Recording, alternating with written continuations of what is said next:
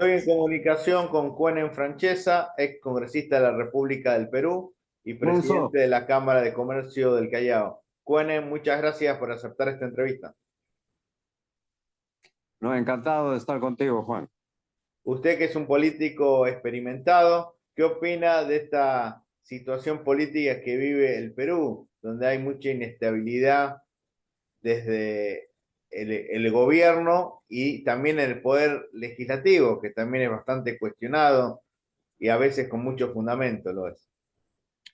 Ciertamente, a mí me da la impresión que los países que tienen un débil crecimiento económico, sobre todo desde el punto de vista de la inversión privada, tienen mucha ausencia de creación de puestos de trabajo y no se nota mucho de cerca, pero hay una pugna entre los que deben salir después de un periodo de gobierno y tienen que ser reemplazados por otros. Entonces, hay una cantidad de gente que tiene que transitar con el vicio para poder mantenerse vigente en alguna actividad que no necesariamente es beneficiosa para el país. Y eso ocurre porque se ha debilitado mucho la inversión en el país. El año 2003, el 2001, teníamos un déficit en la balanza comercial. Más era lo que importábamos que lo que producíamos en el país. Eso ha ido cambiando y mucho más ha cambiado con la presencia de las inversiones mineras que se propiciaron esos años.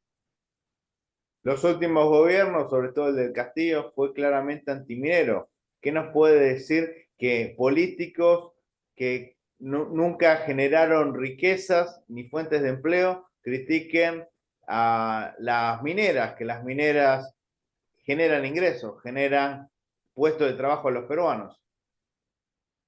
Hace más de un siglo y medio que estuvo por aquí uno de los grandes intelectuales del mundo, que es Raimondi. Antonio Raimondi, el sabio italiano. Este sabio indicó aquel tiempo de que el Perú era un mendigo sentado en la silla de oro. Y eso parece arrastrarse hasta hoy día, esa sentencia. El Perú está cubierto por tres cadenas de montaña que son los Andes, que básicamente están desocupadas por la altitud que tienen, pero hay gente que ha aprendido a ser antiminera porque eso le da un rédito político. Y este tipo de educación o este tipo de aprendizaje es un tipo también que está propiciado por por la necesidad de ocupar un espacio y tener éxito en política y a veces en economía. Pero resulta contraproducente porque evidentemente la minería es una fortaleza que debería hacer que el Perú por lo menos se asome a ocupar posiciones de segundo mundo. Hoy día mismo, a pesar de eso, Igual, Perú tiene, lógicamente, que controlar la minería, que no sea contaminante para los pueblos aledaños ni para la flora y fauna, pero en líneas generales es beneficioso. no, además de eso, las grandes minas como por ejemplo Toromocho o cualquiera de las importantes, están arriba en la altitud, no están en el llano. Es muy difícil sembrar ahí. No le quitan espacio y lógicamente hay sendas leyes que tienen que cumplirse para que el medio ambiente esté protegido y no exista la contaminación tan severa que el mundo tiene. Una minería responsable es una minería que tiene que tener la responsabilidad y el Estado tiene que hacer cumplir esas normas. Desde ese punto de vista, el crecimiento de la minería es importante porque no solamente el país lo convierte en exportador y ahí hay mayores ingresos, sino que la gente del Ande, tradicionalmente que ha vivido en la pobreza casi absoluta, empieza a mejorar porque se empiezan a crear mecanismos de mercado.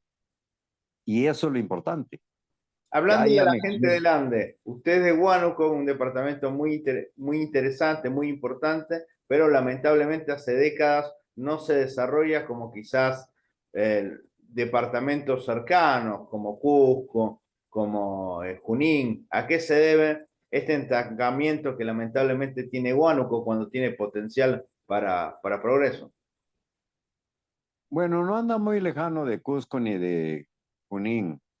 Huánuco ha crecido comercialmente y hoy día tiene mayor crecimiento económico que el que tenía hace años. Ha mejorado bastante. La parte comercial y la parte agrícola se ha desarrollado. En términos de lo que puede hacer pues la gente, aunque no existe la gran vertiente económica de inversiones. Uno de los errores de los resultados de la minería por mal manejo del Estado es que no ha sabido invertir en agricultura.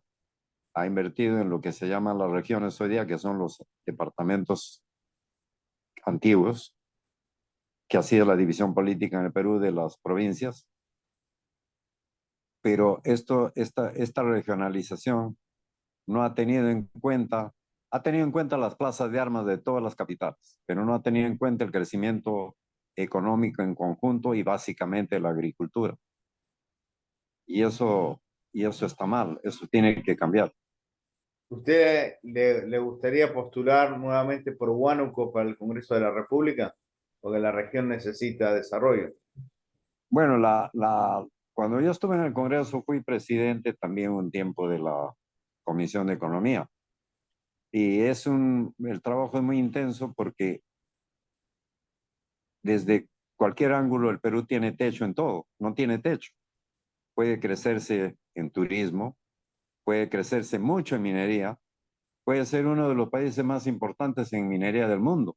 Estamos hablando de palabras mayores y esa es la suerte que tiene. Puede crecer mucho en turismo porque tiene legado histórico que lo hace interesante. Tiene buen clima en general y tiene grandes ríos que no están explotados. De manera, y ocupa una posición interesante en Sudamérica que está al centro. Así es. De manera que tiene buenos vecinos que tienen buen crecimiento económico. Por ejemplo, Chile es interesante, Colombia también, Brasil igualmente.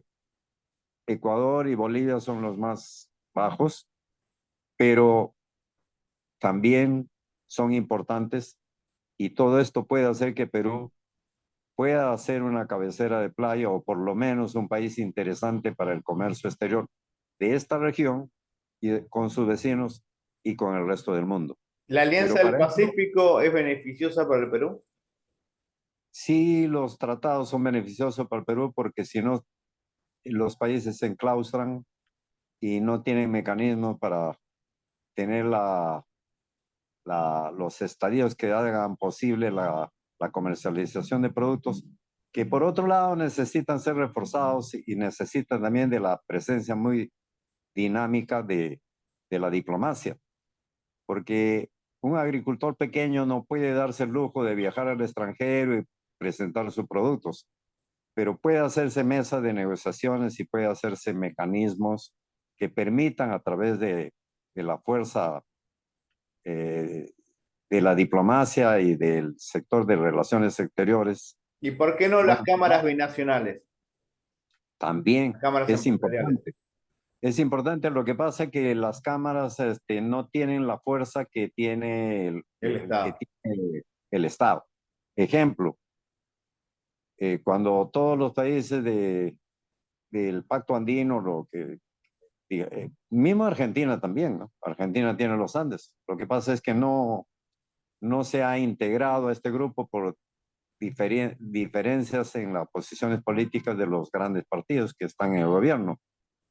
Pero evidentemente, cuando apareció que el Banco Central de la Reserva de Estados Unidos o la Reserva Federal no cobraba intereses a ninguno de sus bancos, todos estos países pagaban intereses por la deuda externa porque faltó esa capacidad de negociación y esa puntualización en este tema que son miles de millones de dólares. Evidentemente, hubiera sido posible si teníamos gente que estuviera a la altura de negociar eso. Pero como todo el mundo ve, el Perú atravesaba con discursos de poca monta, sin capacidad y sin criterio, que no conducen a nada, sino a la pérdida de tiempo. Muchísimas gracias, Juan, por este análisis detallado de lo que está sucediendo en el Perú, la importancia sobre todo de reactivar el tema comercial y posicionar al país en la comunidad internacional, ya que en los últimos meses ha sido bastardeado, sobre todo por algunos países limítrofes. Muchísimas gracias. Que viva el Nos ha Perú. encantado. Y creo que hay que hacer el esfuerzo para que haya un entendimiento que eso va a conducir a mejores estadios. Un abrazo. Para más información, por favor, suscríbanse a mi canal de YouTube.